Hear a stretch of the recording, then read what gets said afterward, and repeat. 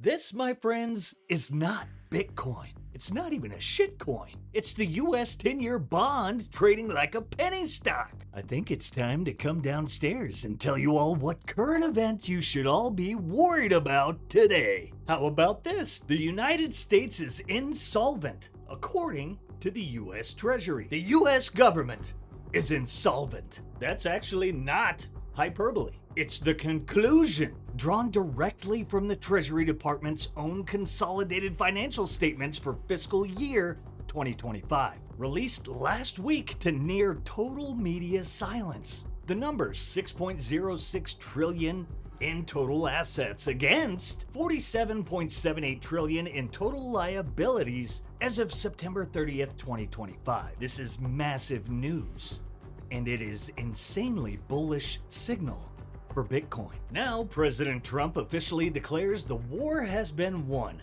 against Iran for like the 10th time. I think we're going to end it. I can't tell you for sure. I don't like to say this. We've won this. This war has been won. But here's the thing. We're simultaneously raising the enlistment age to 42 and deploying the 82nd Airborne to the already won war. That's right, boys. Get ready to get drafted. Apparently, the US has developed a 15-point plan to end the Iran war and claimed that Iran had agreed to many of the key points. Iran said GFY fake news and rejected Trump's peace proposal. Iran also refused peace talks with Trump's, quote, backstabbing negotiators. They will only speak with one. Iran's chosen one is J.D. Vance. They've also countered, compiling a list of demands for a potential ceasefire. And it's not looking good. Larry Fink dropped this one quietly. Oil could stay above $100 to $150 a barrel for years. And in that scenario, global recession is not a maybe. It's a lookout below. I mean, it kind of seems like it's happening or has already been set in motion, if you ask me. But stay with me, because if the government is insolvent, if global recession is in motion, war, geopolitical chaos, energy crisis, food shortage, and the confidence game that is the dollar crumbling, well, in a dark way, it's the perfect storm for Bitcoin to thrive. And believe it or not, Larry Fink actually told you what to do in exactly this situation. Are you fearful and sick of currency debasement and ever-growing encroaching government tyranny? Well, then you're in the right place, and we have a massive show to get to. Send it! There's a cessation of war, and yet Iran remains a threat to trade, a threat to the Straits of Hormuz. Then I would argue that we could have years of, above $100, closer to $150 oil. What happens to the global economy if that happens? How do we see it? We'll have global recession. Global recession inbound, and the U.S. government is insolvent. Probably nothing, right? Well, let's take a look-see. According to a sobering new report, the U.S. government is mathematically insolvent. The U.S. Treasury's latest numbers reveal a staggering $47.78 trillion in liabilities, stacked against just $6.06 trillion in assets. We are currently sitting at $39 trillion in national debt, projected to skyrocket to $56 trillion by 2036. A massively humble 120% of GDP. Oh, but here's where the math gets truly terrifying. Net interest costs on the debt are surging from $1 trillion to $2.1 trillion annually. On top of that, the government is facing a massive $9 trillion debt wall, maturing this year in 2026. And the Social Security Retirement Fund is on track to be completely depleted by 2032. The system isn't breaking, it's already broken. And the only tool the government has left is the money printer. The government is cornered. With a $9 trillion debt wall maturing in 2026 and interest payments doubling, they must print more money to cover their obligations. This directly mirrors the 2008 financial crisis that triggered Satoshi Nakamoto to create Bitcoin. When Satoshi embedded the Times, January 3rd, 2009, chancellor on the brink of second bailout for banks, into the Genesis block, It was a warning about exactly this scenario. Bitcoin was built as the escape hatch for systemic fiat insolvency. The US faces a $41+ trillion gap between assets and liabilities. Fiat currency is elastic and subject to infinite dilution to pay off unpayable debts, which steals purchasing power from the people. Bitcoin's absolute scarcity, a hard cap of 21 million coins, makes it the only mathematically sound defense against governments actively debasing their currency to service their reckless debt spirals. Institutions like Social Security failing by 2032 proves that centralized government-managed financial promises are fundamentally broken. Bitcoin operates outside the control of reckless central planners. It allows individuals to take self-custody of their wealth, entirely insulated from a government that is currently running a massively unsustainable deficit. It is the ultimate insurance policy against sovereign default. And believe it or not, the same guy who runs the most powerful asset manager on the planet, who's signaling a global recession is inbound, well, he actually made this case a while back. But in the fourth turning, it feels like yesterday. The view that there's a lot of legitimacy with Bitcoin. Certainly the technology around, the blockchain around Bitcoin was pretty unrivaled, and it still is. And I became a believer in a, not like it's going to be a currency, but right. I believe that there's a role for it like digital gold. And since most of BlackRock's business is based on long-termism, and I always raise the question, why would anybody invest in a 20 or 30-year outcome unless you believe the 20 or 30-year outcome is going to be good? Because if you didn't believe in over a 20, 30-year horizon that that those long-term investments would be better, you would keep all your money in a bank account or in a mattress. And so, all our business is based on hope. And I said, you know what, Bitcoin is a currency of fear. You own Bitcoin. If you're frightened of your debasement of your currency, or you're frightened of your economic or political stability of your country, you could have an internationally based instrument called Bitcoin that will overcome those local fears. And so I'm a big believer in the utilization of that as an instrument. And so if that becomes true and you see that it could be a proper hedge against maybe hope security or equities, the question is, could you see a 2 or 5% allocation? I was with a sovereign wealth fund during this week, and that was the conversation. Should we have a 2% allocation? Should we have a 5% allocation? If everybody adopted that conversation, it would be 500,000, 600,000, 700,000 per Bitcoin. Speaking of currency debasement and signs of Weimar, get a load of this. America's biggest retailers rolling out digital shelf price labels for all its stores by the end of the year. Walmart says that having digital price labels will help its store personnel do their jobs better and more effectively and ensure that prices are more uniform across different geographies. But the move is somewhat controversial, as some are worried that having the ability to quickly adapt price labels on the fly could lead to things like demand-based pricing that shifts prices for higher or lower depending on how changing dynamics happen for supply chains.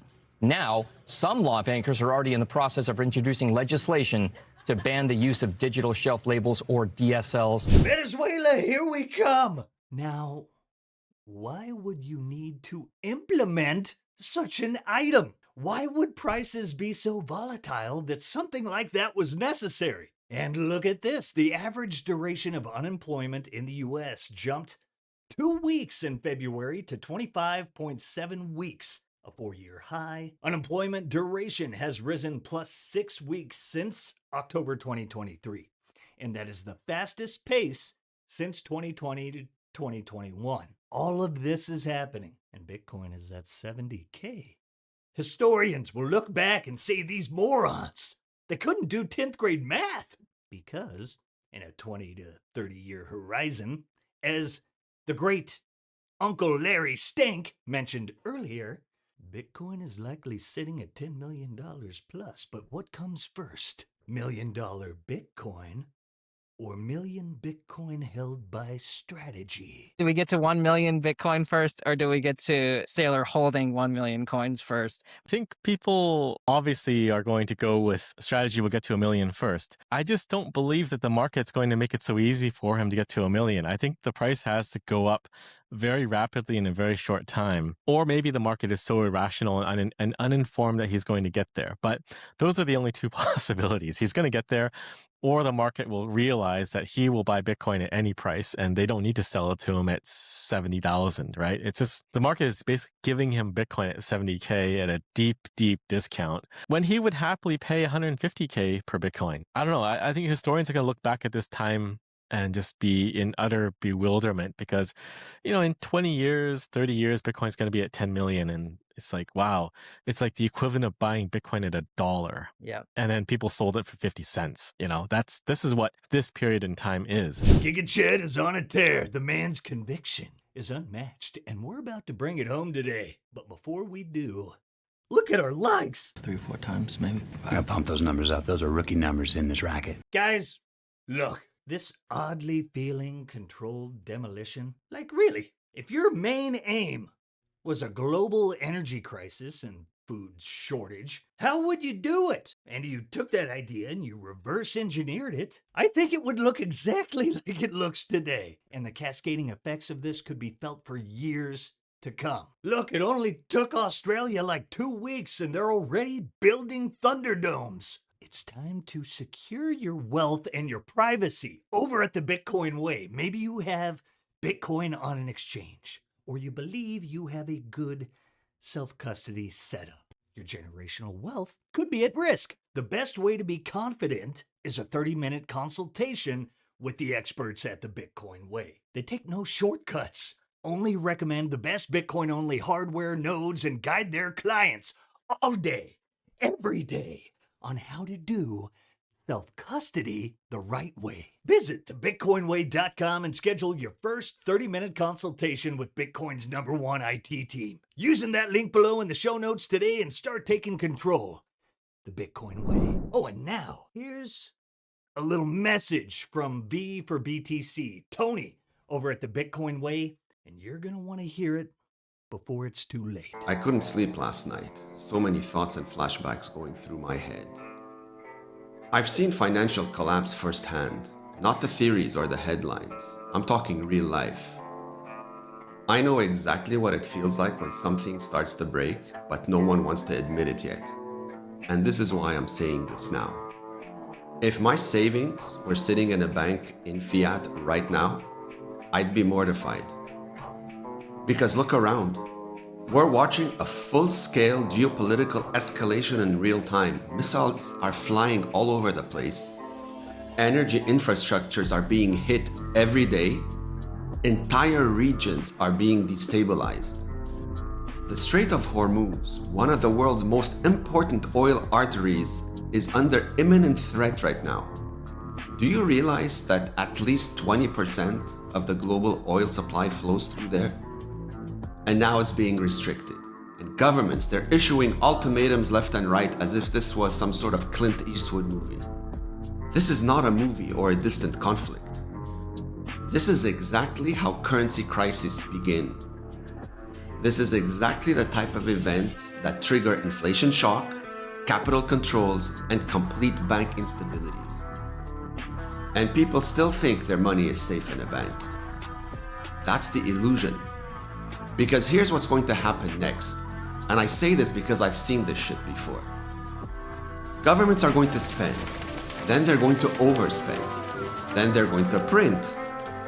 And when that's not enough, that's when they're going to tighten control. Because war is insanely expensive. And who pays for it? Not the scumbags making these decisions. You do. Through inflation, devaluation, and of course, restrictions, capital controls. This usually happens in some places at first where you may have never heard of, then all at once. And these politicians, they'll simply stand on TV talking about security, stability, and national interests. But what they're really doing is gambling with the global financial system. They are escalating conflicts that ripple through energy markets, currency markets, and your purchasing power. They are literally lighting the fuse to your savings account. That's the part that should make you really uncomfortable, because this isn't just war. This is monetary annihilation just waiting to happen. And if you think your bank account is insulated somehow from all of this, you haven't lived through collapse yet. I have. I've seen withdrawals limited. I've seen access restricted. I've seen people realize, too late, that the money was never theirs when it mattered the most. And this is why this feels like a déjà vu, only much, much bigger. Because now it's not just one country. It's global. It's interconnected. It's energy crisis colliding with monetary problems all at once. So yeah, when I see this unfolding, I'm not thinking to myself, okay, this will eventually pass. I'm thinking, are you positioned for when it doesn't? Because hoping politicians will fix it is not a strategy, not a smart one. These are the same people escalating all these problems in the first place. Relying on them to protect your wealth while they're destabilizing the entire planet doesn't make any sense. At some point, you have got to do something. You have got to take responsibility. You have got to step out of the system that can be frozen, inflated, and controlled. Because if you don't control your money, you don't control anything. Zero, zilch, nada. And history shows over and over again that when things break, they don't only break fast, they don't ask for your permission first. Please share this message with those that are oblivious to reality, with those hiding behind the illusion that somehow things will work themselves out or that this cannot happen here. Because usually it's these people who get decimated the first and the hardest, and they need to hear this. Let me know what you think, guys. Thank you.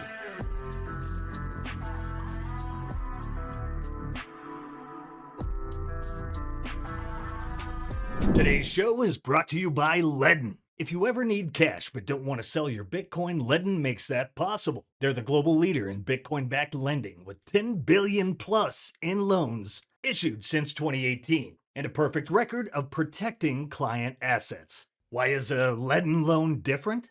With custodied loans, your collateral is not lent out to generate yield. There are no credit checks. You can get funds in as little as 6 hours, no monthly payments, and you can repay anytime with zero penalties. Plus, they publish proof of reserves every 6 months verified by a top accounting firm. Ledn gives Bitcoin holders a secure, transparent way to unlock liquidity without selling. Learn more at learn.ledn.io/simply. That's learn.ledn.io/simply. So let's bring this all home.